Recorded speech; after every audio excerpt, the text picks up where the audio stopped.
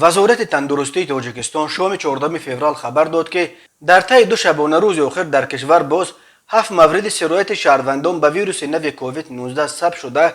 در این زمان 5 نفر از آنهایی که قبلا به این ویروس گرفتار شده بودند شفا یافتند.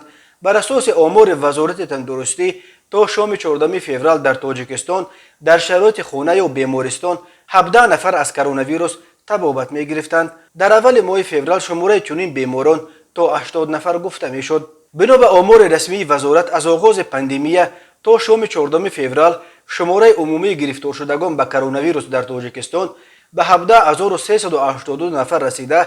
از این شمار 17241 نفر یا 99.2% از جمع سرایت شده و شفا یافتند، ولی 124 نفر متاسفانه فوتیدند. از 21 ینور به این طرف در کشور در عموم 287 حالت سرایت کرونا ویروس رسما ثبت شده. خوشبختانه یگان حالت مرگ از این ویروس به قید گرفته نشده است، ولی منتقدان میگویند شماره واقعی قربانیان کرونا ویروس نظر به ارقام رسمی خیلی بیشتر است.